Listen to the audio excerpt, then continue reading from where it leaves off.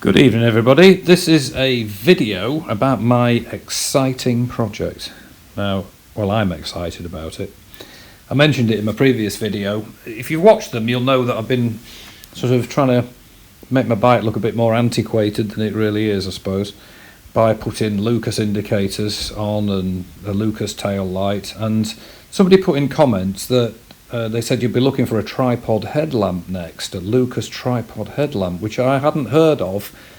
So I did a bit of Googling and looking and found exactly what they were talking about. This is the standard headlamp, and what they were referring to was the Lucas P700 headlamp that was fitted to bikes in the 1960s, and you'll see it soon. So looking at my headlamp here, it looks modern to my eye. It's got the halogen or some kind of LED pilot bulb there with the lens on that little square bit at the bottom, and it's also very flat.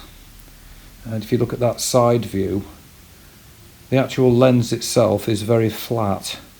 And as I say, somebody said, oh, you know, get a classic tripod headlamp. So it's the Lucas P700 which was fitted, and I looked on eBay and you can get a modern replica, and it was 34 quid. I mean, £34. It comes with the pilot bulb ready installed and with the bulb, the headlamp bulb as well. And in fact, it's a really good quality headlamp. It's and I'm not saying that because I bought it, and I'm not that easily pleased, but it's a nice piece of kit for 34 quid, and it's got the bulbs and everything. So I ordered it. 4 or 5 days later it arrived, delivered by Every, my Hermes, and this is what I came home from work to find: a box with Fragile on it. So it's been well packaged, as you'll see. I'll put a link in the description to the eBay seller, and it's a 7-inch headlamp. It doesn't protrude into the headlamp shell any further than the standard one, as you'll see in the pictures later, and in fact it's probably slightly less. So inside that box was a load of crumpled up paper. It seemed a very big box when it arrived, and I thought, oh, it's a 7-inch headlamp in there, but it's excellently packaged.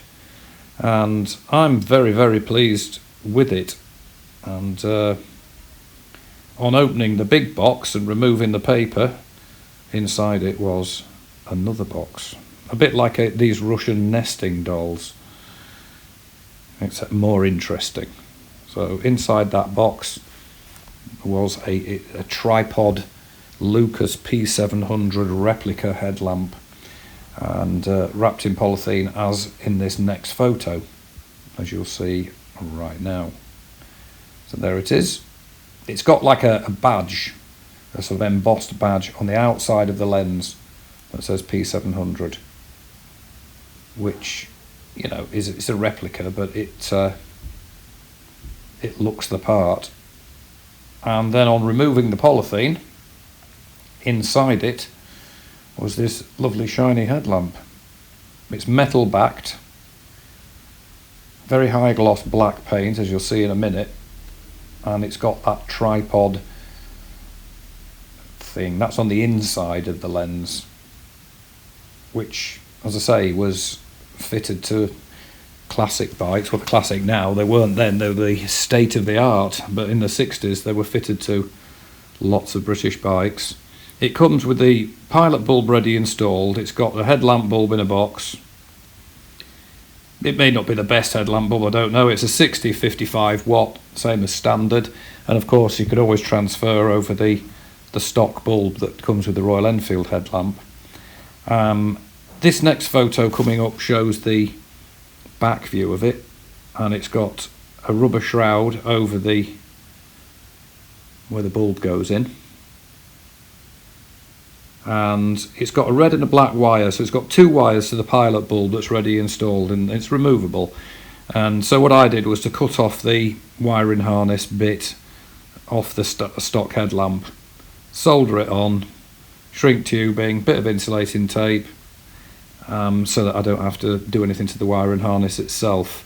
The actual block connector in the headlamp, the stock headlamp, it's very flimsy. I think you'll find if you've ever taken your headlamp off, it's a flimsy little thing. When I separated the halves of this red connector, the pins pulled out of it, and I wasn't even pulling the wires.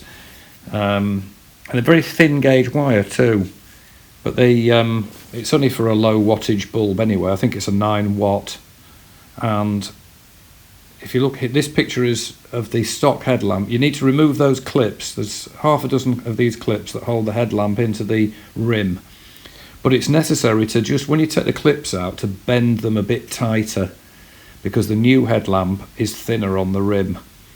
So it's easy, just 2 pairs of pliers and just bend them down a bit, and that's it.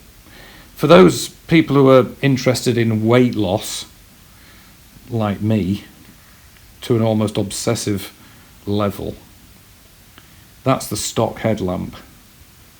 It weighs 688 grams, and it's quite hefty, with that sort of corrugated alloy look about it.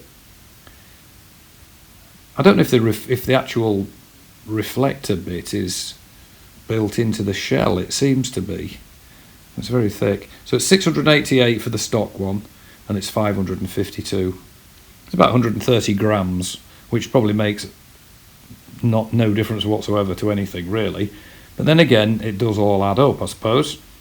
So there's the new one. Now the rim on it, as I say, is slightly thinner, so it just needs to be, just bend the clips a bit, and it's absolutely fine. And it fits perfectly into the rim. This next shot shows the 2 headlamps side by side.